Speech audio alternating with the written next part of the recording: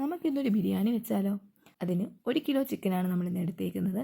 ഈ ചിക്കനിലേക്ക് ആവശ്യത്തിന് വെളുത്തുള്ളി, ഇഞ്ചി, കറിവേപ്പില, മുളക് പൊടി, മഞ്ഞൾപ്പൊടി, കുരുമുളക് പൊടി, പെരുംജീരകം, ഉപ്പ്, അതുപോലെ തന്നെ നാരങ്ങാ നീരും കൂടെ ചേർത്ത് ചിക്കൻ നന്നായിട്ട് തിരുമുക, അതായത് നന്നായിട്ട് യോജിപ്പിക്കുക.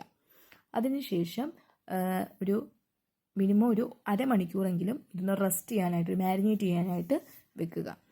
ഒരു അരമണിക്കൂറൊക്കെ കഴിഞ്ഞിട്ട് നമുക്ക് ഈ ചിക്കൻ വറുത്തെടുക്കാം. അതിനായിട്ട് ഒരു ചീനച്ചട്ടി വെക്കുക, അതിലേക്ക് വെളിച്ചെണ്ണ ഒഴിക്കുക. ഈ വെളിച്ചെണ്ണയിലേക്ക് കറിവേപ്പില ഇടുക. അപ്പോൾ അതിൻ്റെ ഒരു എസൻസ് ഒക്കെ കിട്ടാനായിട്ട്, ടേസ്റ്റൊക്കെ കിട്ടാനായിട്ടാണ് നമ്മളിത് ഇടുന്നത്. എന്നിട്ട് നമുക്ക് ചിക്കൻ കുറേശ്ശെ നമുക്ക് വറുത്തെടുക്കാം. നല്ല രീതിയിൽ വറുക്കണ്ട, ഒരു പകുതി മുക്കാൽ വേവൊക്കെ മതി. അത്രയും നമ്മൾ വറുത്ത് കോരുക. അതിനുശേഷം നമുക്ക് സവാള ചെറുതായിട്ട് സ്ലൈസ് ചെയ്തെടുക്കുക. ഈ സവാള നമുക്ക് ബിരിയാണിയുടെ മുകളിൽ ഇടാനായിട്ടും അതുപോലെ തന്നെ ചിക്കൻ കറിക്ക് ഗ്രേവിക്കും കൂടെ ആയിട്ടുള്ള സവാളയാണ് നമ്മൾ അരിയുന്നത്. അപ്പോൾ സവാള ചെറുതായിട്ട് അരിയുക. ആദ്യം നമുക്ക് ചിക്കൻ്റെ ടോപ്പിൽ ഇടാനുള്ള സവാള വറുത്തെടുക്കുക. അതിനായിട്ട് വെളിച്ചെണ്ണയിൽ ഈ സവാള കുറേശ്ശെ വറുത്തെടുക്കുക. ഒത്തിരി കരിഞ്ഞു പോകരുത്, ചെറിയൊരു ബ്രൗൺ കളറായാൽ മതി. അത് വറുത്ത് കോരുക. ഈ സമയം കൊണ്ട് നമുക്ക് റൈസ് നന്നായിട്ട് കഴുകി, ബസ്മതി റൈസാണ്, അത് നന്നായിട്ട് കഴുകിയിട്ട് ഒരു അരമണിക്കൂറോളം നമുക്ക് വെള്ളത്തിൽ കുതിർക്കാനായിട്ട് ഇടാം. ഇനി നമുക്ക് ചിക്കൻ കറിയാണ് ഉണ്ടാക്കേണ്ടത്. അതിനു വേണ്ടി നമുക്ക് സവാള വേണം, അതുപോലെ തന്നെ ഇഞ്ചി വെളുത്തുള്ളി ചതച്ചത് വേണം, പിന്നെ പച്ചമുളകാണ് ആവശ്യമുള്ളത്. അപ്പം നമുക്ക് ദം ചെയ്യാനുള്ള അല്ലെങ്കിൽ ബിരിയാണി വെക്കാനുള്ള പാത്രത്തിലോട്ട് തന്നെ നമുക്ക് ചിക്കൻ കറി ഉണ്ടാക്കാം. പാത്രം വെക്കുക, അതിലേക്ക് വെളിച്ചെണ്ണ ഒഴിക്കുക.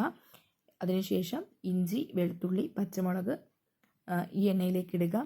ഇതിൻ്റെ പച്ചമണം മാറുന്നവരെ ഒന്ന് ഇളക്കുക.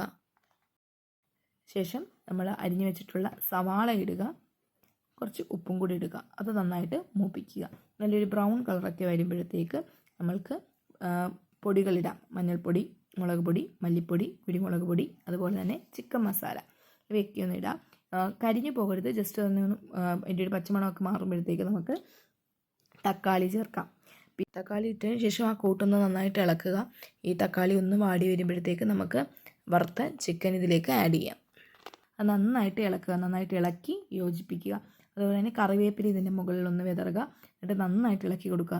അപ്പോൾ ഈ ചിക്കനിൽ നിന്ന് വെള്ളമൊക്കെ ഇറങ്ങി വരും. പിന്നെ നമുക്ക് ഗ്രേവിക്ക് എത്രത്തോളം ചാറ് വേണം, എത്രത്തോളം ഇത് വേണം അനുസരിച്ച് നമുക്ക് വെള്ളം ആഡ് ചെയ്യാം. മസ്റ്റായിട്ട് ചൂടുവെള്ളം തന്നെ ആഡ് ചെയ്യുക. അതിനുശേഷം ഇനി നമുക്ക് റൈസ് ഉണ്ടാക്കാം. റൈസ് ഉണ്ടാക്കാനായിട്ട് പാത്രത്തിൽ ആവശ്യത്തിന് വെള്ളം വെച്ച് ആ വെള്ളത്തിനകത്ത് പെരുംജീരകം, വെളിച്ചെണ്ണ, കുരുമുളക്, നാരങ്ങാ നീര് ഇവ ചേർക്കുക. വെള്ളം നന്നായി തിളച്ച് വരുമ്പോൾ നമ്മൾ കുതിർത്ത് വെച്ചിരിക്കുന്ന റൈസ്, ബസ്മതി അരി ഇടുക. അതൊരു പകുതി വേവൊക്കെ ആകുമ്പോഴത്തേക്ക് നമുക്ക് അത് നമ്മൾ ഉണ്ടാക്കിക്കൊണ്ടിരിക്കുന്ന ചിക്കനിലേക്ക് തട്ടാം. ചിക്കന് മുകളിലായിട്ട് റൈസ് നന്നായിട്ട് സ്പ്രെഡ് ചെയ്ത് ഇടുക. അതിനുശേഷം റൈസിന് പുറത്ത് നമുക്ക് നെയ്യും അതുപോലെ തന്നെ നമ്മൾ നേരത്തെ വറുത്ത് വെച്ചിരുന്ന സവാളയും ഒക്കെ ആഡ് ചെയ്യുക. പിന്നെ നമ്മളുടെ കയ്യിലുള്ള കിസ്മസും അണ്ടിപ്പരിപ്പൊക്കെ ഉണ്ടെങ്കിൽ അതും ആഡ് ചെയ്യാം. അതിനുശേഷം ആ ബിരിയാണി പാത്രം നന്നായിട്ട് അടച്ചു വെക്കുക. എന്നിട്ട് ഒരു ചെറു തീയിൽ ഒരു 10-15 മിനിറ്റ് വേവിക്കുക. നമ്മുടെ ബിരിയാണി റെഡി.